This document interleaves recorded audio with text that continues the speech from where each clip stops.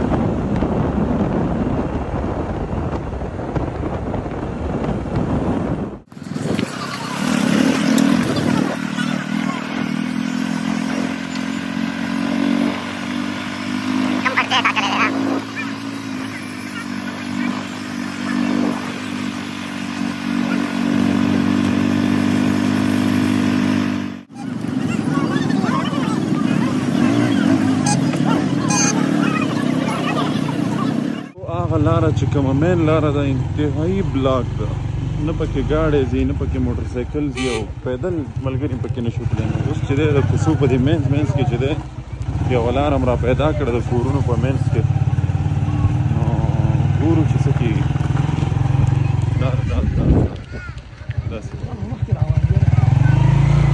ستا خبر هماغه لوبه ده، بس داسې راته ښکاري چې دلته نه به واپسي کوو، خو زه ته یې ورنږدې کړه چې څه وایي.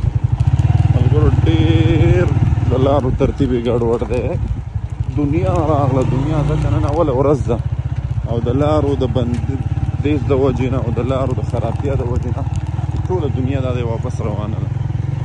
نو مشرانو خو جرګه را جوړه کړه، خو د لارو یې هېڅ داسې انتظامات نه دي کړي چې عوامو ته راتلونکو مېلمنو ته په هغې کې اساني وشي.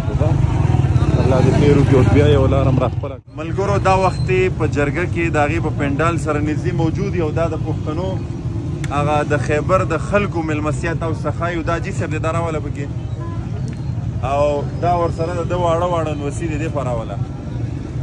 دا یې واړه واړه نوسي دی او راتلونکي چې څومره مېلمانه دي هغې ته د خپل کور نه اوبه راوباسي او ګیلاس یې ورته نیولی دی د هغې مېلمستیا کوي. نو الحمدلله دا زمونږ د پښتنو شان دی او دا د پښتنو هغه مېلمستیا ده. حاجي صاحب څه به ویل غواړي د دې په هکله؟ یعنې دا هم په وس کې دي دا کوئ؟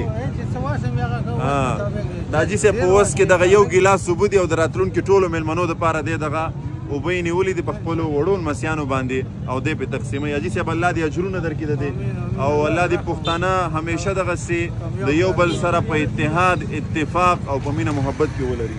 دا ګورئ ملګرو دا راوله پکې دا مېلمانه پکې راوله.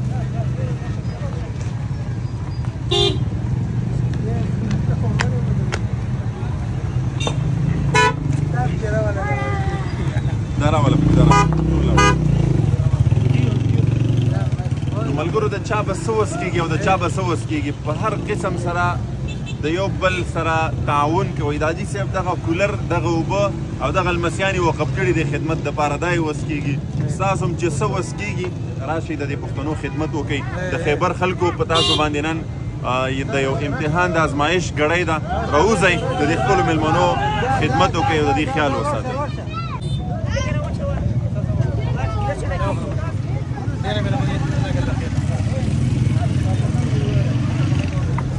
حاجي صاحب تام پکې راولو. حاجي صاحب کور کې ماشین دی که څنګه؟ نه داسې ملګرو دا اوبه چې حاجي صاحب دلته په مېلمنو باندې سکي نو کور کې ماشین نشته موټر، دا وایي چېرته نه په سرونو په ټاپکو وغیره کې راوړو او نن یې په دې مېلمنو باندې دي سکي او د دې خدمت کوي. دا یې بل کولر ده. دا پښتانه دي او دا د پښتنو هغه پهچان دی، د یو بل خیال ساتل، د مېلمه مېلمستیا کول. بالکل بالکل حاجي صاحب الله دې اجر درکړي، الله دې اجر درکړي.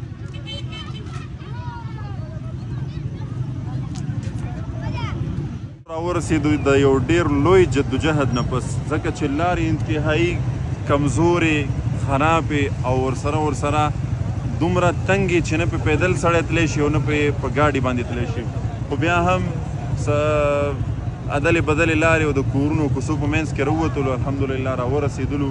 ډېر لوی سفر دومره نه و، لاره دومره اوږده نه وه چې څومره دا لاره تنګه ده او څومره په دې باندې مشکلات پیرش دی. بې شمېره خلک په لاره کې اوس هم ګیر دي.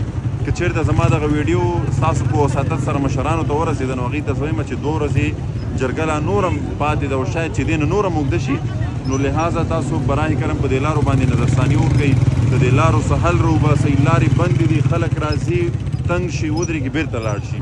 نو ډېر لرې نه خلکو سفرې کړي دي.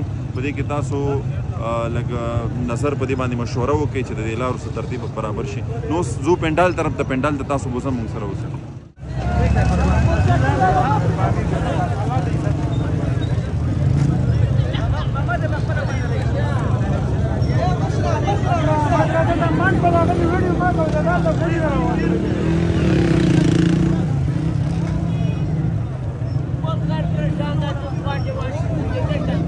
زه د داسې یو ضدي قوم پیداوار یم.